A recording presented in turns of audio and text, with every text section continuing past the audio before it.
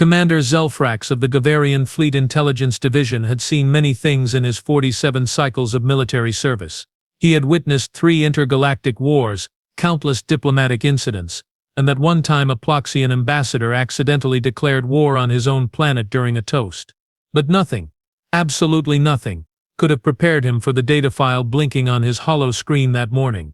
"You have got to be kidding me," Zelfrax muttered, his 3 eye stalks drooping in what could only be described as profound cosmic exhaustion. He leaned back in his crystalline chair, his transparent chair, and rubbed his forehead with 2 of his 7 fingers. The remaining 5 were busy stress-clicking his stylus against the desk, a habit his subordinates found deeply annoying. The file read simply, Banks, Riley. Human. Female. Age 23 standard cycles. Assignment. Front, line combat deployment. Sector 7. Crethean border conflict. Now that would have been fine, perfectly normal even, except for one tiny, insignificant, absolutely catastrophic detail. Riley Banks was supposed to be in food services. Her job description literally said, Supply Requisition Clerk, Cafeteria Division, Sublevel 9. The most dangerous thing she was supposed to encounter was an angry cook complaining about delayed shipments of synthetic protein cubes. Zelfrax pulled up the deployment logs, his eye stalks narrowing as he scrolled through the timeline. There it was. Yesterday at exactly 1400 hours, Riley Banks had been filling out a routine form on her datapad. Standard procedure, boring stuff.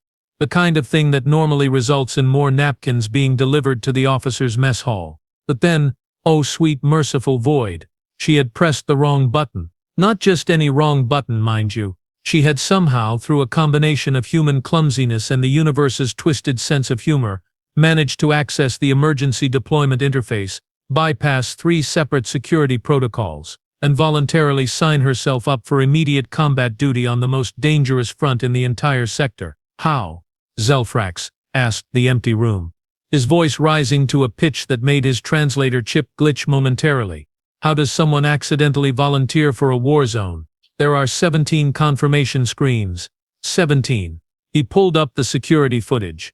There she was, Riley Banks, sitting at her desk in the cafeteria office, humming something off-key while tapping away at her datapad.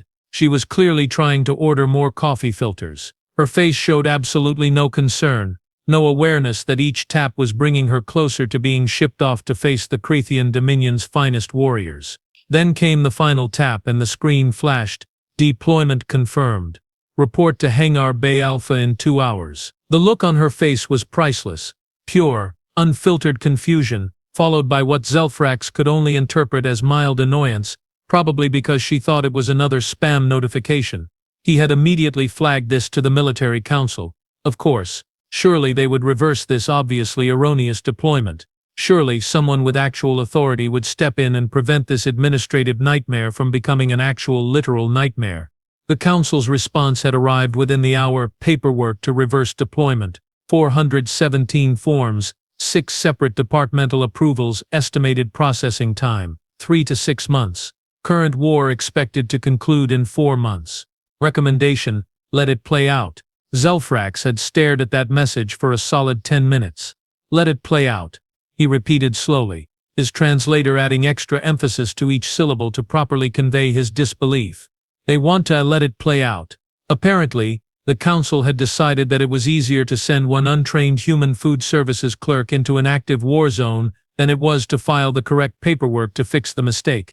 This was military bureaucracy at its finest. Ladies and gentlemen, truly inspiring stuff. And so Riley Banks had boarded the transport ship yesterday evening, probably still thinking this was all some sort of elaborate drill or maybe a really intense team-building exercise.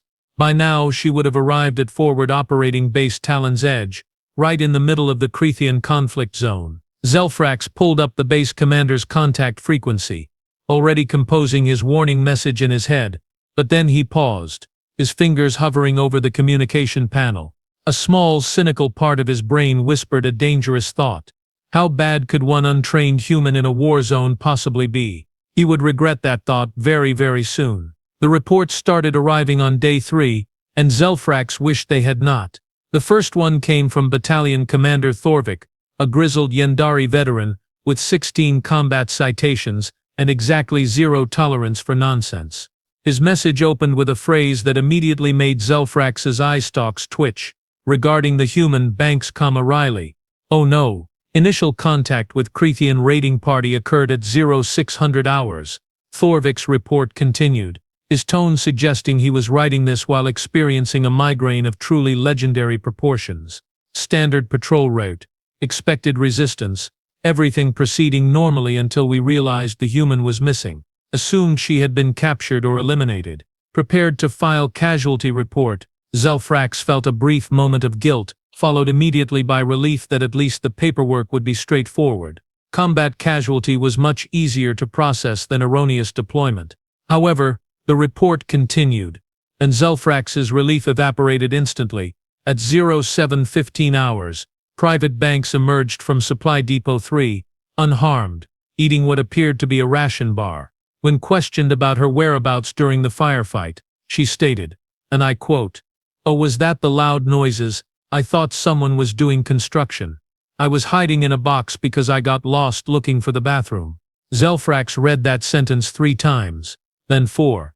Then he set down his stylus very carefully, closed all 3 of his eyes, and took several deep breaths.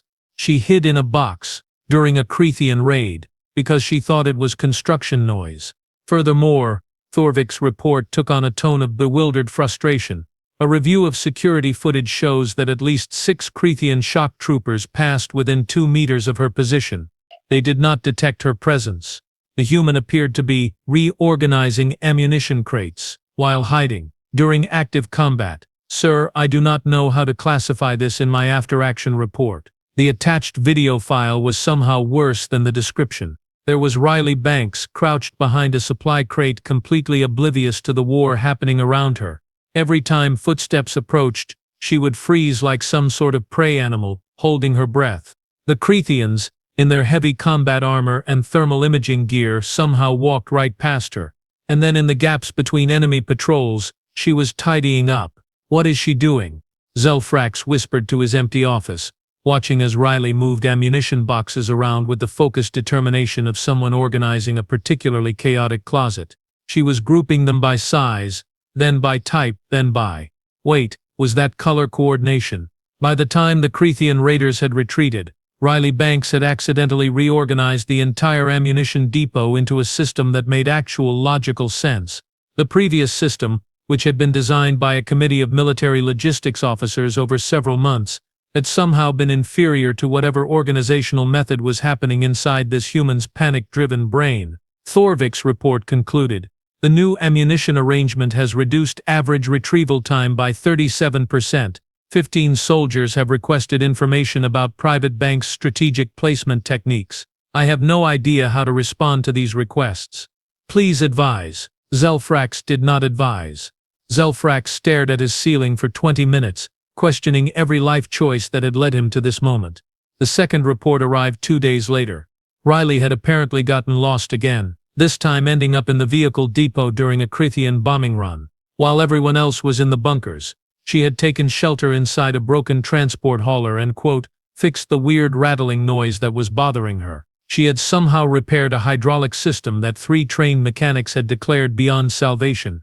Her method, according to the mechanics who reviewed her work afterward, could best be described as hitting it with a wrench until it stopped making sounds she did not like. It worked perfectly. This is not real, Zelfrax informed his empty office, his voice climbing into ranges his species should not be able to produce. This cannot be real. I am having some sort of stress-induced hallucination. That is the only logical explanation. His communication panel pinged with another incoming report. This one was from the base supply officer. Request immediate intel on Private Banks. Soldiers now requesting her presence for quote-unquote good luck before missions. Morale has increased 42%. She still thinks she is here for food services. Please clarify her actual assignment. Also, she reorganized our filing system. And I hate that it is better than the old one. Zelfrax put his head down on his desk and made a sound somewhere between a laugh and a cry for help. 1 week in, and Riley Banks had survived 2 firefights, 1 bombing run, and had somehow become the most effective accidental asset in the entire forward operating base. And she still thought she was supposed to be ordering coffee filters.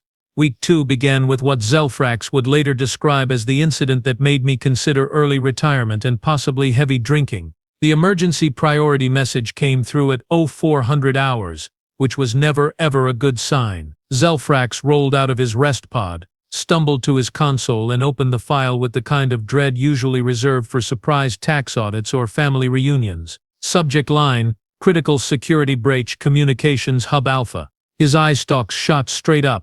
The communications hub was the most secure facility on the entire base, protected by biometric scanners, armed guards, and enough encryption protocols to make a cryptographer weep with joy. If someone had actually breached it, they were looking at a court-martial situation at minimum, possibly an execution depending on how angry High Command was feeling that day. He opened the report from Chief Communications Officer Kelrath, whose opening sentence was simply, "It was the human again." "No," Zelfrax said out loud. No, absolutely not. According to Kelrath's increasingly frantic report, Riley Banks had gotten lost at approximately 2200 hours the previous evening. She had been trying to find the bathroom, which to be fair was a reasonable goal. The guards had apparently assumed she belonged there because, quote, "She walked in with such confidence while carrying a wrench that we thought she was the maintenance technician we had requested last week." She was not the maintenance technician they had requested last week. Riley had then proceeded to spend approximately 45 minutes fixing what she later described in her note as that weird beeping box that was making annoying sounds. The weird beeping box was in fact the primary quantum encryption relay for the entire sector's military communications network. It was supposed to make those sounds. Those sounds meant it was working correctly. The encryption algorithms had been completely reworked. The frequency modulators had been adjusted to specifications that should not have been possible with the existing hardware. The quantum entanglement matrices had been. Kelrath admitted he did not actually know what she had done to the quantum entanglement matrices, but they were definitely different now and somehow operating at 137% of their previous efficiency. "How is that even possible?" Zelfrax asked his ceiling, which had become his primary conversation partner lately. "Efficiency ratings do not go above 100%. That is not how percentages work, but the truly beautiful part, the part that made Zelfrax want to laugh and cry simultaneously, was what happened to the Creathian intelligence network. The Creathian Dominion had spent approximately 6 years and countless resources developing algorithms to intercept and decrypt Gavarian military communications. They had entire departments dedicated to this. Thousands of analysts worked around the clock to break Gavarian codes. Riley Banks had made all of that completely worthless in 45 minutes. With a wrench, Creathian intelligence reports, which the Gavarians had been monitoring through their own counterintelligence operations, showed absolute chaos. One intercepted message simply read, "All previous decryption keys invalid. All backup keys invalid. All tertiary protocols invalid. Unknown if enemy has discovered new quantum mathematics, or if our entire intelligence apparatus is broken. Requesting immediate support from High Command. Also requesting stress leave." Another Creathian analyst had apparently just sent a message that said, "I quit." The best part though was the note. Riley had left a handwritten note on top of the communications console before wandering off to continue her quest for the bathroom. Zelfrax had the actual note forwarded to him as an attachment, and he read it with the kind of awe usually reserved for religious experiences. The note said, in neat, completely casual handwriting, "Fix the weird beeping box. It was annoying. Also, your coffee maker is broken. I tried to fix it too, but I think it is just old. Maybe order a new one. Thanks. Tia's still looking for the bathroom. This base layout makes no sense." She had drawn a little smiley face at the bottom. High Command had seen the after-action reports. They had analyzed the new encryption protocols.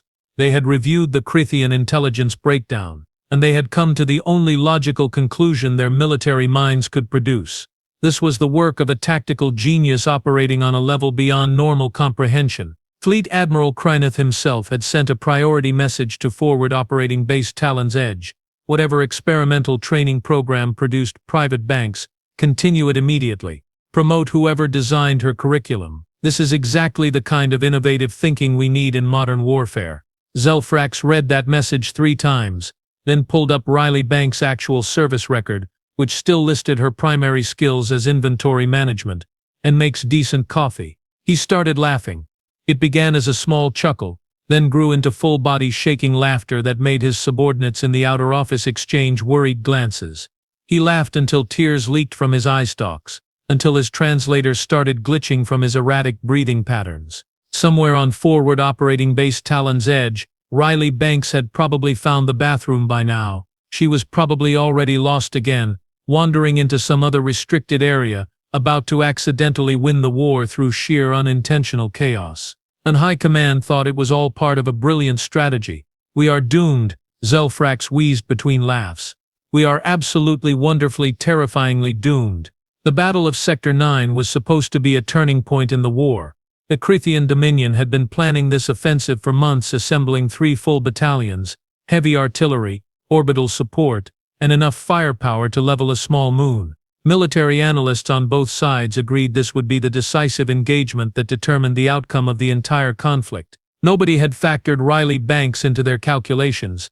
Zelfrax received the first report at 1300 hours, right in the middle of his lunch break. He had been enjoying a nice bowl of kelp noodles, trying very hard not to think about humans or bureaucratic disasters, or the general chaos that had become his daily existence.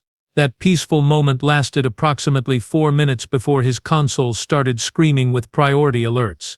"Why?" he asked the universe, setting down his fork with exaggerated care. "Why can I not have one single meal in peace?" The situation report from Commander Thorvik was somehow worse than usual, which Zelfrax had not thought possible. Apparently, Riley Banks had gone on what she described as a short walk to clear her head approximately 2 hours before the Crethian offensive began. She had walked right past 3 security checkpoints, 2 guard posts, and a very large sign that said "Active Combat Zone, do not proceed." She had proceeded. By the time anyone noticed she was missing, Riley was approximately 15 kilometers outside the base perimeter, wandering through what was about to become the most contested piece of real estate in the entire sector. She had her datapad with her, thankfully, which meant they could track her position via GPS.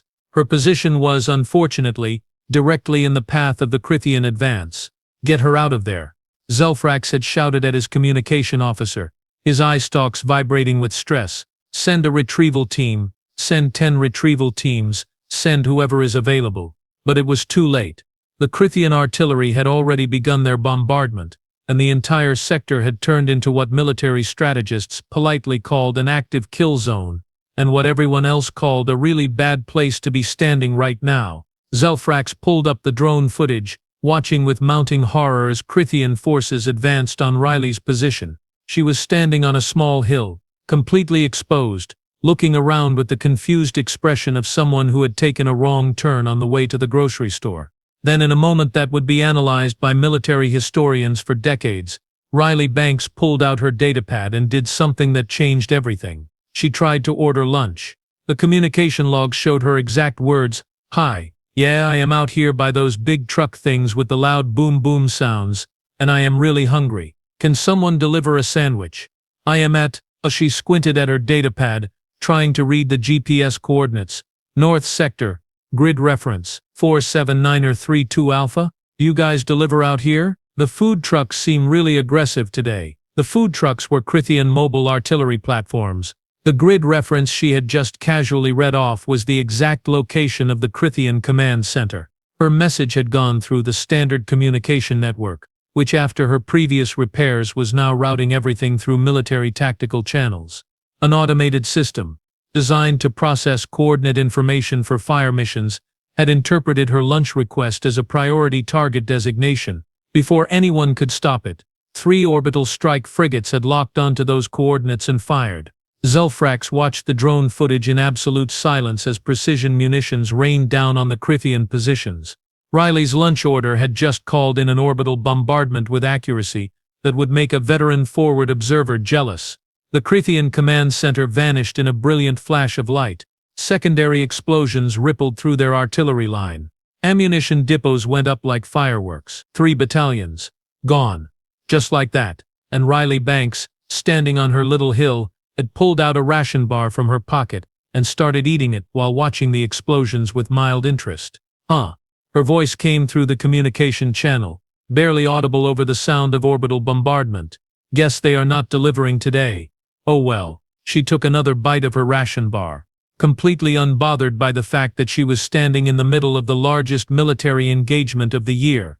Debris was falling around her. The ground was shaking from the impacts. Somewhere in the distance, a Creathian ammunition dump was creating its own small mushroom cloud. Riley just kept eating her snack. A Creathian scout ship, one of the few that had survived the initial bombardment, came screaming over the ridge.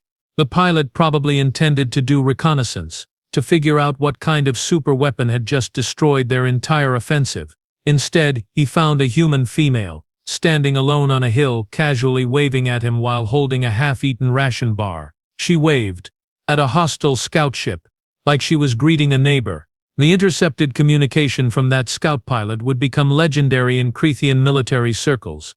His voice, translated from Creathian battle cant, came through as pure, unfiltered panic. Command, abort mission. Abort all missions. There is a human female in the impact zone. She is eating food. She is not taking cover. She just waved at me. I repeat, she waved at me like this is normal. What kind of predator species does this? Request immediate extraction.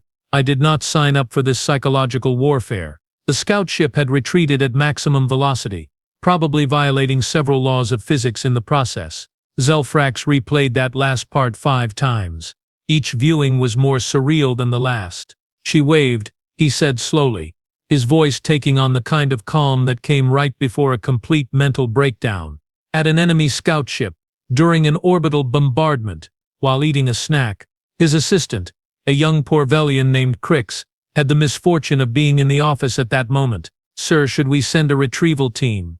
A retrieval team, Zelfrax repeated, his eye stalks swiveling to fix Crix with a stare that could have melted hull plating. You want to send a retrieval team to pick up the human who just accidentally destroyed 3 enemy battalions because she was hungry. The human who is currently having a picnic in an active war zone. That human? Yes sir. Zelfrax turned back to his console, where new reports were flooding in. The Creathian offensive had collapsed completely. Their forces were in full retreat. High Command was already preparing victory speeches. And somewhere in Sector 9, Riley Banks had finished her ration bar and was probably getting lost again. Get me a direct line to Fleet Admiral Kreeneth, Zelfrax said quietly. I need to explain that our greatest tactical asset is a food services clerk who thinks enemy artillery platforms are aggressive catering vehicles. Will the Admiral believe that, sir? Zelfrax started laughing again. That same unhinged laugh from before. No, I do not think anyone will believe any of this. I am not sure I believe it. And I am watching it happen in real time. The Battle of Sector 9 ended 4 hours later with a complete Gavarian victory. Casualty reports showed 0 friendly losses and catastrophic enemy casualties. Riley Banks made it back to base by dinner time, confused about why everyone kept saluting her. The promotion order came down from Fleet Admiral Kreeneth himself, stamped with enough official seals to wallpaper a small cruiser. Zelfrax read it with the kind of resignation usually reserved for terminal diagnoses. Effective immediately. Private Riley Banks is hereby promoted to the rank of lieutenant in recognition of her exceptional tactical contributions and innovative combat strategies. All personnel are to render appropriate honors and courtesies.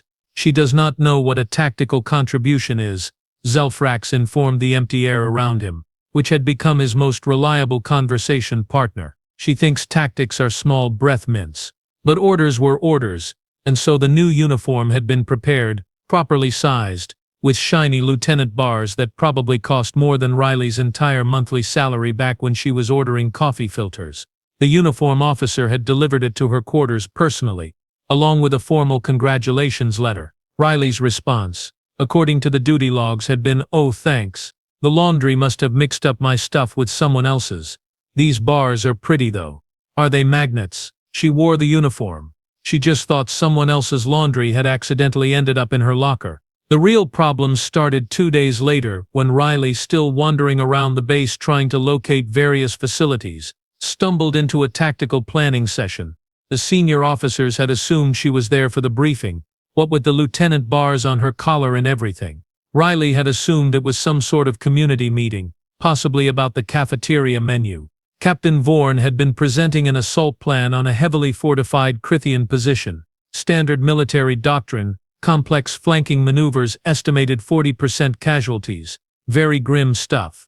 He had just finished his presentation when Riley, who had been politely listening while trying to figure out where the exit was, raised her hand.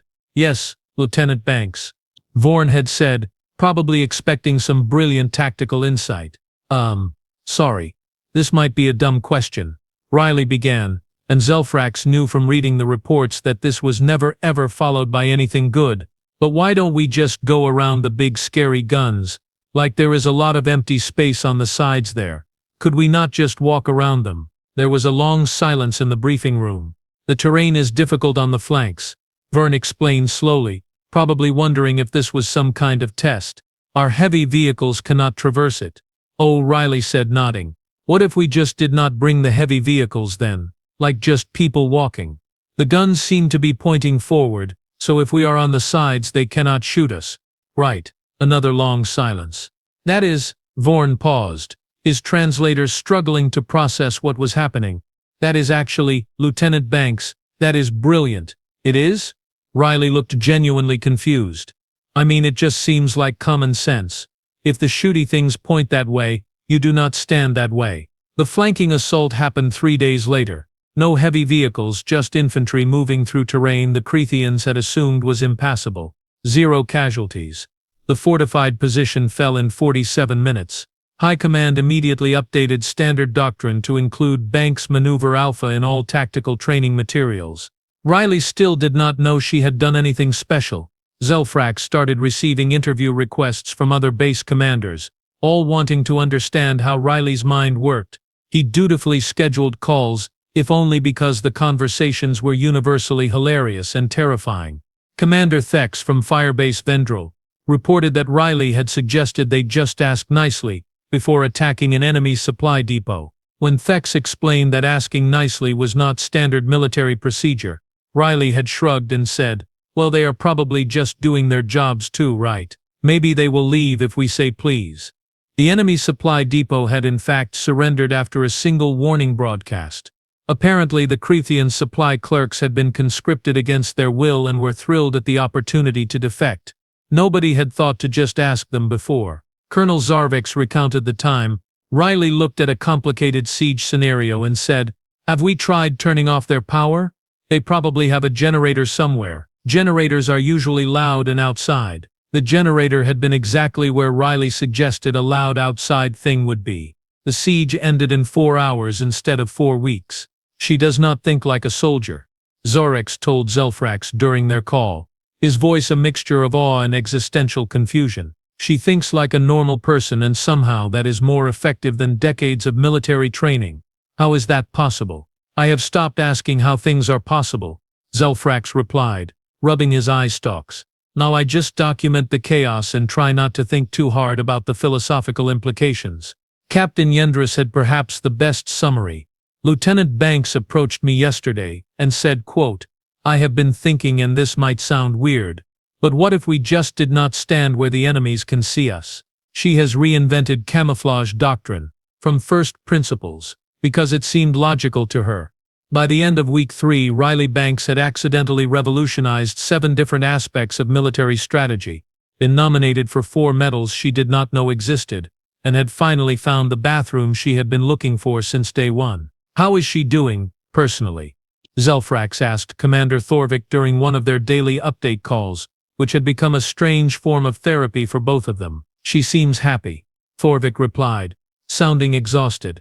She reorganized the armory yesterday, also the medical bay, also someone's personal locker, though we are not sure whose. She thinks she is being helpful. She is being helpful, Zelfrax corrected. That is the problem. She is devastatingly, accidentally, impossibly helpful. Sir, she asked me yesterday when she gets to go back to food services. What did you tell her? I panicked and said maybe next month. Coward. Absolutely, sir. No shame whatsoever. The Creathian Dominion's final assault began at dawn on day 27 of Riley Banks's accidental military career. This was it. The big one. The last desperate push to salvage a war that had gone catastrophically wrong for them. They had committed every remaining asset, called in every favor, and assembled what their propaganda broadcasts called an unstoppable tide of righteous fury. Zelfrax called it a really bad day waiting to happen, and he was not talking about the Creathians. The attack was massive. Coordinated strikes across 17 positions. Orbital bombardment. Ground forces numbering in the tens of thousands. This was the kind of assault that required every soldier on high alert, every defensive system active, every single person focused on the life-or-death struggle about to unfold. Riley Banks was setting up a movie night. Morale has been kind of low, she had told the recreation officer that morning, completely oblivious to the fleet of enemy warships entering the system. I thought maybe we could watch something fun. I found this old Earth movie about a guy who talks to a volleyball. It is pretty good. The recreation officer, who had been frantically preparing defensive positions, had apparently just stared at her for a full 30 seconds before his brain rebooted.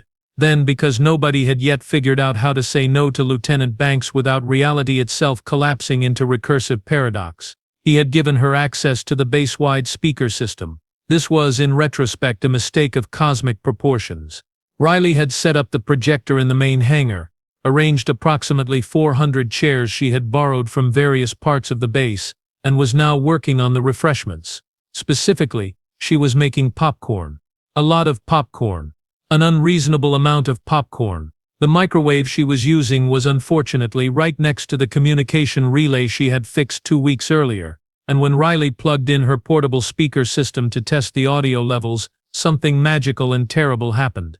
Her setup connected to the modified relay. The relay, operating on frequencies it was definitely not supposed to be operating on, broadcasted her signal across every communication channel in the sector, including Crethean military frequencies.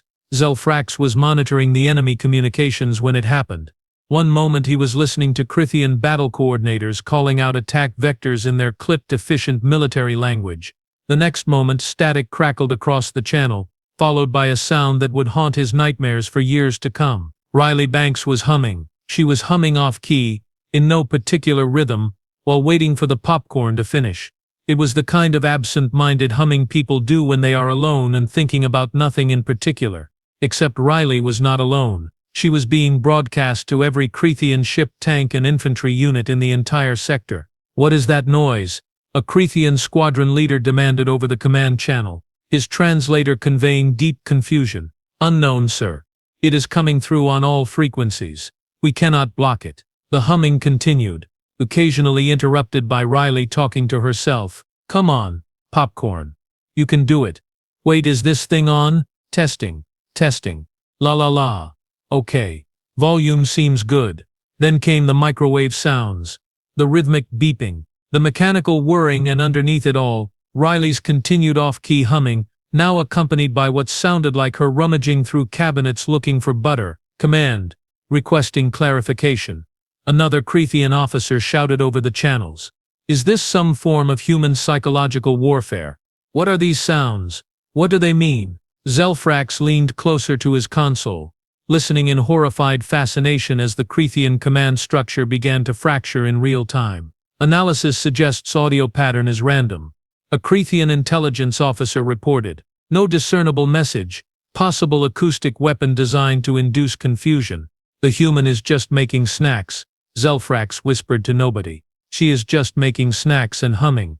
That is all." But the Cretheans did not know that. They heard the mechanical sounds, the irregular vocalizations, the complete lack of any structured communication protocol. To military minds that valued order and precision, it sounded like pure weaponized chaos. "They have deployed some kind of sonic disruptor," a Crethean general was shouting now. "All units maintain formation. Do not let the madness take you." Riley's voice came through again. "Oh, forgot the salt. Where did I put the salt? Pretty sure I left it. Oh, there it is. Okay. Popcorn status. Popping nicely. This is going to be great." A Crethean fighter pilot broke formation. "I cannot take this anymore. Nothing makes sense. Why is she so calm? What does she know that we do not? Requesting permission to retreat. Denied. Hold your position." She is humming again. She is humming while we attack. What kind of apex predator does this? The microwave beeped, indicating the popcorn was done. Riley's delighted "yay" echoed across every Crethean military channel simultaneously. That was when the first surrender request came through. "This is Crethean battle cruiser Sovereign Fury requesting. Oh Void, take it, we are requesting terms of surrender. We cannot fight this. We do not even know what this is. The human is clearly operating on a level of tactical awareness we cannot comprehend. She is making food while we attack. Food. This is psychological dominance we cannot counter. More surrender requests followed. Dozens of them. Then hundreds. The Creathian assault dissolved not under withering fire or brilliant tactical countermaneuvers, but because Riley Banks was making popcorn and humming. Commander Thorvik, watching this unfold from the command center, had sat down very slowly and put his head in his hands. "This is my life now," Zelfrax heard him mutter over the open channel. "This is just my life." 30 minutes later, the senior Creathian commander, Supreme General Thrakor himself, transmitted a formal surrender. "We yield to the human strategist known as Banks. We acknowledge that humanity has weaponized chaos itself, and we cannot compete with this level of tactical innovation. We request honorable terms and ask only that the acoustic assaults cease." Riley, hearing someone at the hangar door, looked up from her bowl of fresh popcorn. A group of Creathian officers stood there, having been escorted through the base by very confused guards. They were holding a white flag. "Oh, hi," Riley said brightly, offering the bowl forward. "Are you guys here for movie night? I made plenty of popcorn. There is more than enough for everyone. Do you like butter? I used a lot of butter." Supreme General Thrakor stared at her, at the bowl of popcorn, at her friendly smile, at the speaker system still humming with residual static. His translator struggled to process his next words. "What are you?" he asked quietly. "Hungry, mostly," Riley replied, completely missing the existential weight of his question, "but also friendly. Want some popcorn? It is really good. I used the good butter." Zelfrax watched the video feed of this exchange, recorded by approximately 15 different security cameras. He watched a Supreme General of the Creathian Dominion accept popcorn from a human lieutenant who thought she was hosting a movie night. He watched the most feared military commander in the sector take a handful of buttered popcorn and eat it while visibly questioning every life choice that had led to this moment. "The war is over," Zelfrax said aloud, his voice flat with disbelief. "The war is over because she made popcorn." His assistant Crix, who had witnessed this entire saga, asked the question they were both thinking. "Sir, do we put this in the official report?" "Absolutely not," Zelfrax replied immediately. "Nobody would believe it. I do not believe it, and I watched it happen. We will say, I do not know. Brilliant tactical innovation, strategic audio deployment, something that sounds official and does not mention microwave popcorn. And the humming, sir? We never speak of the humming again." The ceremony took place at Fleet Headquarters, 3 weeks after the Creathian surrender. They had flown Riley back on a flagship, given her an escort of honor guards, and prepared the kind of elaborate event usually reserved for war heroes and visiting dignitaries. Riley had spent the entire flight asking if there would be snacks. Zelfrax attended in person, partly out of obligation and partly because he needed to see this through to the end. He needed closure. He needed to witness the final chapter of the most absurd military career in recorded galactic history. He found Riley backstage, fidgeting with her dress uniform and looking deeply uncomfortable. She brightened when she saw him. "Oh hey, you are Commander Zelfrax, right? The guy who keeps sending me messages I do not really understand." "That would be me, yes," Zelfrax replied, his eye stalks drooping with exhaustion that had become permanent over the past month. Cool. So, can I ask you something? This is going to sound really weird, but..." Riley paused, choosing her words carefully. "Was I actually supposed to be in combat? Like at all?" Zelfrax froze. "What makes you ask that?" "Well, I have been thinking about it, and my original job was ordering supplies for the cafeteria. And then suddenly I was on a battlefield, and people kept saluting me, which seemed odd. And then I got promoted, which really seemed odd because I have not done any work. I have mostly just been lost and trying to find bathrooms and making popcorn." She looked at him with genuine confusion. "So like, was this all supposed to happen?" There was a long, heavy silence. "No," Zelfrax admitted, "because at this point, what did it matter? You pressed the wrong button on your datapad. You were never supposed to be deployed. You were never supposed to be anywhere near a war zone." Riley's eyes went wide. "Wait, what? So that is why everyone kept saluting me. Oh my gosh, I thought that was just like a weird thing you guys did here. I have been saluting back because it seemed polite." She looked genuinely distressed now. "I have been so confused this whole time. Nothing made sense. I thought maybe military culture was just really strange. Military culture is strange, Zelfrax said quietly. But not that strange. Before Riley could respond, the ceremony coordinator called her to the stage. She walked out to thunderous applause, still looking confused, and stood at attention in front of Fleet Admiral Krynoth, while he read her commendation. Lieutenant Riley Banks for unprecedented tactical innovation, strategic brilliance under fire, and single-handedly revolutionizing modern combat doctrine. It is my honor to award you the Star of Valor, the highest military decoration our fleet can bestow. The Admiral pinned the medal to her uniform. The audience erupted in applause. Cameras flashed. This was the kind of moment that would be in history books. Riley raised her hand like she was in school. Sir? I appreciate this, really, but I think there has been a mistake. I just wanted to find the cafeteria. Most of the time I was just lost. Can I please go back to food services now? I was really good at ordering coffee filters. The applause faltered.